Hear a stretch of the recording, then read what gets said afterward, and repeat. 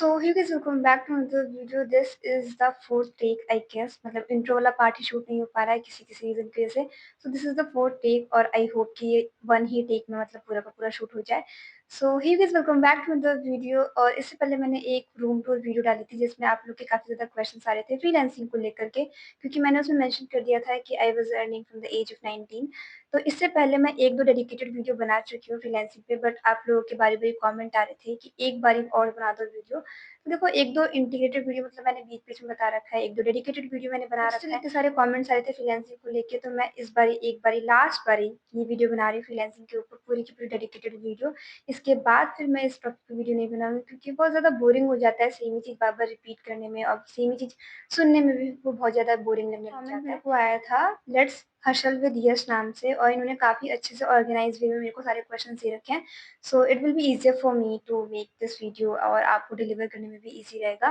बाकी let me tell you one thing very clear, कि freelancing needs your time. आपको सीखने में, स्किल अक्वायर करने में, स्किल डेवलप करने में टाइम लगेगा। एंड एट दिस पॉइंट जब आप प्रिपेयर कर रहे हो अपने एग्जाम्स के लिए, बैंक एग्जाम्स के लिए, एसबीआई पीओ, आईबीपीएस पीओ, सब कुछ लाइंड अप है।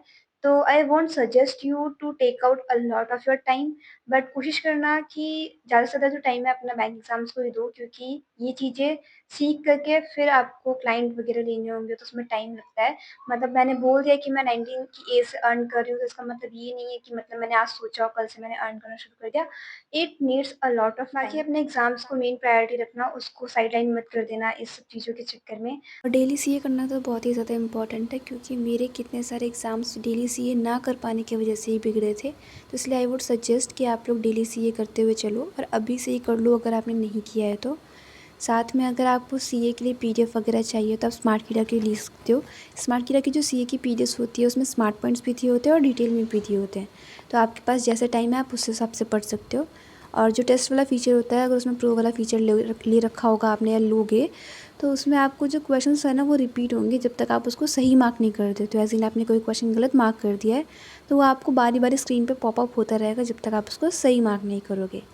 उसके अलावा इसमें आपको मॉक टेस्ट भी मिलते हैं, वो अलग से आपको लेने पड़ेंगे। और अगर आपको स्पीड ड्रिल लेना है तो वो भी अलग से लेना पड़ेगा, अलग अलग उसका ऑप्शन आता है। और तो तीनों का कॉम्बो बना के भी ले सकते हो। स्पीड ड्रिल में बेसिकली क्वेश्चंस प्रैक्टिस करने के लिए होते हैं, तो आपकी स्पीड इंक्रीज़ हो जाती है। सो अगर आपको लेना होगा तो ले लेना, मैं लिंक डिस्क्रिप्शन में डाल दूँगी। So let's begin with freelancing. So पहला क्वेश्चन है, what is freelancing? So freelancing is basically आप जब काम करते हो कॉन्ट्रैक्ट बेसिस पे, लेट्स से आपके पास कोई स्किल है और आप परमानेंट जॉब नहीं कर रहे हो, आप कॉन्ट्रैक्ट बेसिस पे कर रहे हो, आप क्लाइंट बेसिस पे कर रहे हो। तो आप किसी भी एक पर्टिकुलर इंसान के लिए काम नहीं कर रहे हो, आपके पास काफी सारे क्लाइंट हो सकते हैं, आप काफी सारे क्लाइंट के लिए काम कर सकते हो, आप कितने लोगों को हायर भी कर सकते हो अपने लिए कि आप मेरा ये काम कर दो ऐसे करके। सो this is basically what freelancing is, जहाँ पे आप अपनी स्किल जो है मोनेटाइज कर सकते हो और उसको फिर आगे आगे मतलब और ज़्यादा ही ग्रो कर सकते हो। सो मोटा मोटी यही फ्रीलांसिंग है। Then how beginner should get started? तो सबसे पहले तो ये डिसाइड करना पड़ेगा आपको कि आपका इंटरेस्ट किस फील्ड में है। एज इन जब मैंने स्टार्ट किया था तो मैंने पोस्ट करना शुरू किया था, and gradually I started noticing कि मेरे को लिखने में ज़्यादा मतलब ऐसे अच्छा लग रहा है और मेरे को ज़्यादा मज़ा आ रहा है। So I started doing content writing, और फिर धीरे धीरे करके घोस्ट राइटिंग, और फिर पर्सनल ब्रांड स्ट्रेटेजिस्ट मैंने मतलब चूज़ किया था। So in this way you can find out like मतलब अलग अलग तरह की चीज़ें करो, कंटेंट डिजाइनिंग करो, थंबनेल बनाओ, मतलब काफ़ी सारी चीज़ें, वीडियो एडिटिंग करो, ग्राफिक डिजाइनिंग करो, यूआई यूएक्स डिजाइनिंग करो। तो ये सारी चीज़ें करोगे ना तो आपको रियलाइज होगा कि आपका किस में ज़्यादा इंटरेस्ट बन रहा है, और फिर उस हिसाब से आप चूज कर सकते हो कि आपको कौन सी ज़्यादा स्किल जो है वो आपको मतलब सूट कर रही है। लेट्स से आपने कोई स्किल चूज़ कर लिया और अब आपको क्या करना है कि उस पर काम करना है। एज़ इन लेट्स से आपने वीडियो एडिटिंग चूज़ की है, तब ये नहीं है कि आज वीडियो एडिटिंग का ए सीख लिया, बी सीख लिया, अब कल से आप क्लाइंट ढूँढने चले गए। एटलीस्ट यू शुड हैव मतलब बेसिक नॉलेज तो होनी चाहिए। उसके बाद आप अपनी खुद की प्रोफाइल बनाओ और खुद की प्रोफाइल पे पोस्ट करना शुरू कर दो। मैंने जब शुरू किया था तो मैंने लिंक्डइन से किया था। There are other ways also. Freelancing की खुद का ही वेबसाइट है, अपवर्क है, there are a lot of website जहाँ पे आप जा करके अर्न कर सकते हो। और क्योंकि मैंने लिंक्डइन पे किया था तो मेरा ऐसा था कि मैं एक प्रोफाइल बनाई थी जहाँ पे मैं अपना पोस्ट किया करती थी। तो पहले तो 1 साल मैंने पोस्ट ही किया है। अपना मतलब पोस्ट किया, अपनी प्रोफाइल जो है उसको ग्रो किया। क्योंकि मेरा जो काम था वो था बेसिकली पर्सनल ब्रांड स्ट्रेटेजिस्ट। तो जब तक मैं अपनी खुद की प्रोफाइल नहीं मतलब अपना खुद का ब्रांड नहीं बना पा रही हूँ, पर्सनल ब्रांड नहीं बना पा रही हूँ, तो मैं बाकी लोगों का क्या ही बनाऊँगी। तो just to present my profile as an evidence कि this is how I grew, तो मैं आपका भी ग्रो कर सकती हूँ। So this that was how मतलब आई स्टार्टेड मतलब एज़ अ बिगिनर। तो आप भी वही कर सकते हो कि अपनी प्रोफाइल बनाओ और एज़ इन अगर आप वीडियो एडिटिंग कर रहे हो तो वहाँ पे वीडियो एडिटिंग अपनी पोस्ट करो। एज़ इन काफ़ी सारे लोगों को आपने देखा भी होगा कि वो री-एडिट करते हैं। कोई ऐड हो गया या फिर कोई मतलब किसी की वीडियो है, किसी यूट्यूबर ने डाली है या फिर किसी बड़े क्रिएटर ने डाली है तो उनकी वीडियो एडिट करके दोबारा से डालते हैं। तो इस टाइप की चीज़ें आप कर सकते हो जिससे आप अपने क्लाइंट के पोटेंशियल क्लाइंट की नज़रों में आ सकते हो। Third skill later in demand, तो आजकल तो पता ही है कि ग्राफिक डिज़ाइनिंग, वीडियो एडिटिंग और कंटेंट डिज़ाइनिंग इन सब चीज़ों की कितनी ज़्यादा ही डिमांड है। तो ये सारी स्किल्स हैं जो डिमांड में है, बाकी आप और भी रिसर्च कर सकते हो और फिर आइडेंटिफ़ाई कर सकते हो कि आपको कौन-सा सूट करेगा। नेक्स्ट क्वेश्चन है how to create a strong profile. तो सबसे पहले तो अपना जो भी प्रोफाइल फ़ोटो है, थंबनेल है, मतलब थंबनेल तो नहीं कहेंगे, पीछे का बैनर है। लिंक्डइन पे बैनर होता है, यूट्यूब पे थंबनेल होता है। तो बैनर है, हेडलाइन है, अबाउट सेक्शन है, ये जो मेन-मेन चीज़ें होती हैं मतलब जिसको यूजुअली लोग इग्नोर कर देते हैं, उसको अच्छे से करो। मतलब ये लग रहा होगा कि हाँ, इससे क्या ही फ़र्क पड़ेगा, but that makes a lot of difference. कितनी बारी मैंने खुद की प्रोफाइल के अबाउट सेक्शन और सारी चीज़ें मतलब रीडिज़ाइन की है।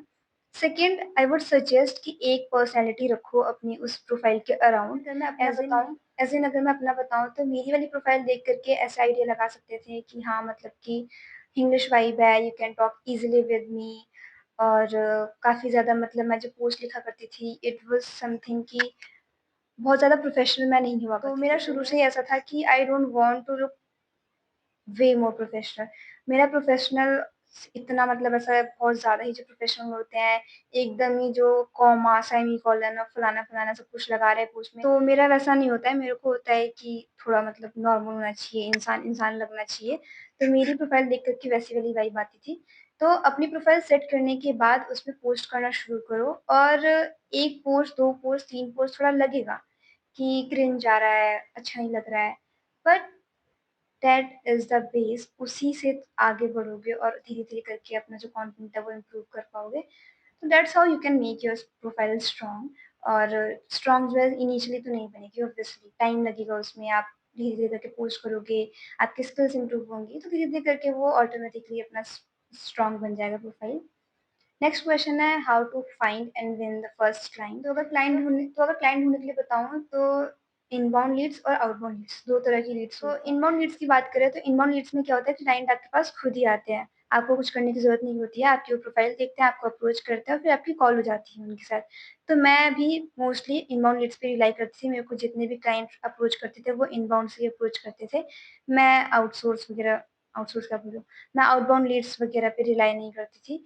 और मैंने काम एक ही के साथ किया है, 1-2 के साथ किया है, बट मैं बाकी जो भी मेरे लीड्स वगैरह थे, तो वो सारे इनबाउंड ही आते थे। अब बात करते हैं आउटबाउंड की। आउटबाउंड में क्या होता है कि आपको अपने पोटेंशियल क्लाइंट को ढूँढना होता है कि आपकी जो स्किल्स हैं, आप जिस स्किल को मोनेटाइज़ करना चाह रहे हो, वो कौन परचेज़ करेगा, वैसे लोगों को ढूँढो।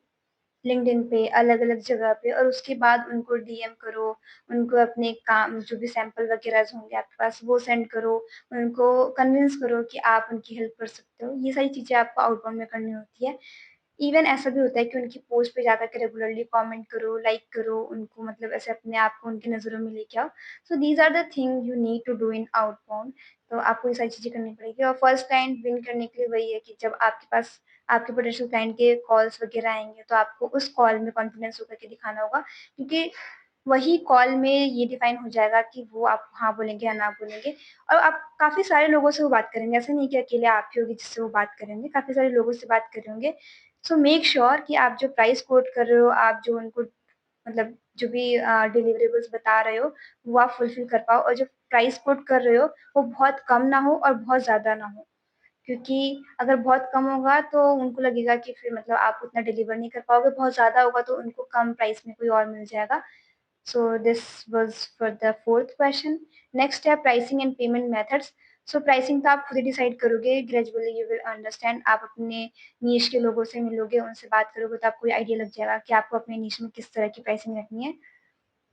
पेमेंट मेथड्स की बात करूँ तो अगर इंडियन क्लाइंट है तो आपको पेमेंट्स आपके अकाउंट में मिल जाएंगे, अगर फॉरेन क्लाइंट है तो आपका फिर पैसा वो दूसरी वेबसाइट से होके आता है। मैं एक्चुअली अभी वो वेबसाइट का नाम भूल गई हूँ, बट हाँ, कुछ तो नाम था। बाकी उसमें कट-वट के भी आते हैं पैसे, क्योंकि वो बाहर से आ रहे होते हैं तो फिर कुछ-कुछ अमाउंट कटता है, क्योंकि वो डॉलर में भेजते हैं तो फिर वो वापस रुपीज़ में कन्वर्ट होते-होते कट जाते हैं। एक बारी मैंने एक सैंपल पोस्ट लिखी थी एक फॉरेन क्लाइंट के लिए, तो I charged around 3000 for that one post, और फिर वो कट-वट करके मेरे को 27 और 2600 कुछ आया था पैसे, ऐसे करके था।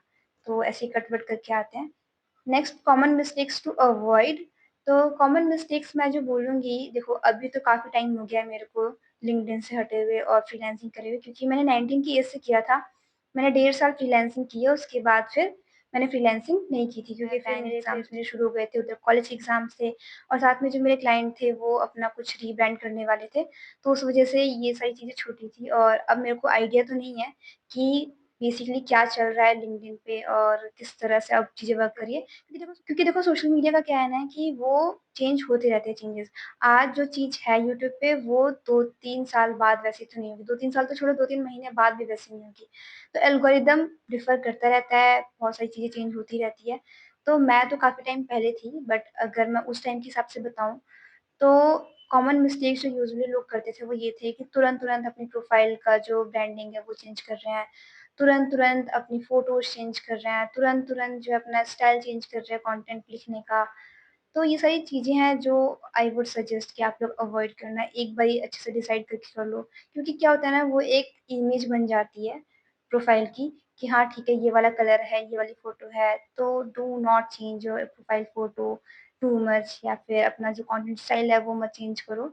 Rest, don't be too professional, क्योंकि अगर आप अप्रोचेबल नहीं लगोगे तो प्रॉब्लम होगी।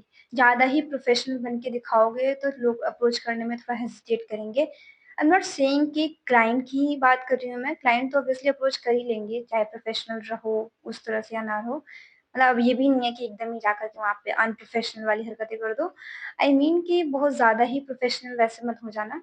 लेकिन हाँ, जो आपके पीयर्स होंगे, जो मतलब आपकी नीश के लोग होंगे, अगर आप उनको अप्रोचेबल नहीं लोगे तो वो आपको अप्रोच नहीं करेंगे, आप उनसे बात-वात नहीं कर पाओगे, तो फिर प्रॉब्लम होगी। क्योंकि क्या होता है, अगर आपके अच्छे-अच्छे कनेक्शंस बन जाते हैं ना, तो आपको कनेक्शंस के थ्रू भी रेफरल्स मिल जाते हैं और आपको फिर वो लोग रेफर करते हैं अपने क्लाइंट्स को जिनको वो कैटर नहीं कर पाते हैं, या अब उनके पास टाइम की कमी होती है, तो कनेक्शंस वगैरह अच्छे से बिल्ड-विल्ड करना। लास्ट क्वेश्चन है, tips to grow into a full time freelancer.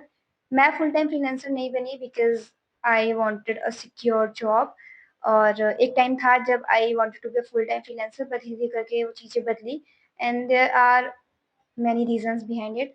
It's not because कि मेरे को सरकारी जॉब चाहिए थी, सरकारी नौकरी चाहिए थी। There are a few more things जो मैं बता नहीं सकती, और जो चीज़ें मैं समझा भी नहीं सकती हूँ। बट हाँ, वो चीज़ें अलग हैं और वो अनकॉमन भी हो सकती हैं। बट आई थिंक गर्ल्स में कॉमन होगी।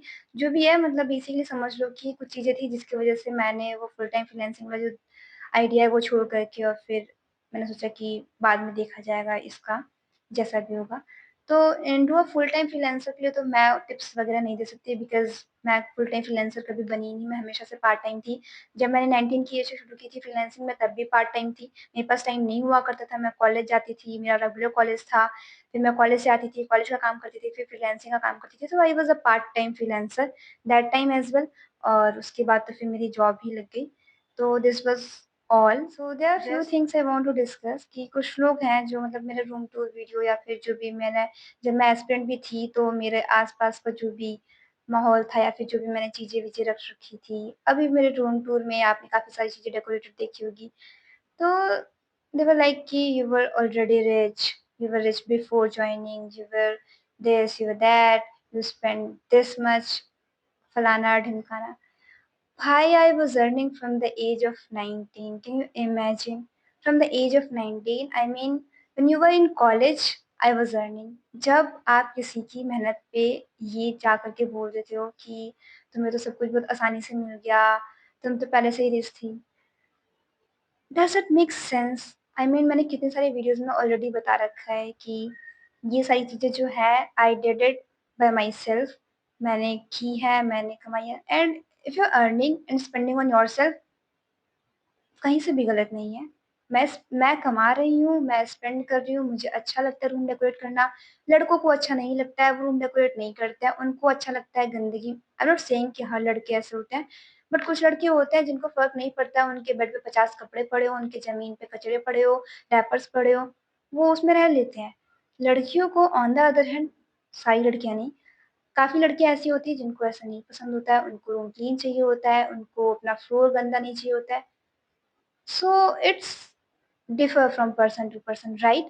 तो why do you come up and pass judgmental comments कि ओ तुम तो लड़की हो, लड़कियों को तो इतना खर्चा करना होता है, ओ तुम तो ये हो, तुम तो रिच हो, तुमने इतना खर्चा किया है, लड़कों का क्या है, लड़कों को तो खाली एक रूम दे दो, बेड दे दो सोने के लिए। How does it make sense? I mean ठीक है, तुम लड़की हो, तुमको एक बेड चाहिए, मुझे नहीं चाहिए, मुझे नहीं रहना है वैसे। सो मतलब I am not understanding it all कि डज दैट बॉदर यू कि I am living in a place और I am making my place in a way that I love. I mean what's the problem? Anyways, so that was all from my side. I guess I explained everything. And yeah, so basically, I was a personal brand strategist, जिसमें मैं मेरे doctor client का, he was a doctor and he had 5 branches in South. तो उनका जो account है वो handle किया करती थी लिंक्डइन का। सो बेसिकली उनका पोस्ट, कमेंट, उनके कनेक्शंस और उनके जो भी रिक्वेस्ट होते थे, मतलब basically a social media account I was handling. तो उनका लिंक्डइन का social media account, not Instagram. He was on Instagram as well, but Instagram का उन्होंने आई गेस किसी और को दे रखा था and that time I was not on Instagram. I came on Instagram last year in सितंबर, आई गेस सितंबर और अगस्त, आई डोंट रिमेम्बर एग्जैक्टली। तो ऑब्वियसली उन्होंने किसी और को ही दिया होगा बिकॉज़ वो खुद तो हैंडल कर नहीं पाएँगे इतने सारे काम में। So yeah, so I used to handle his LinkedIn account. So basically everything, post and all, तो वो सब चीज़ों में टाइम-वाइम लग जाता था।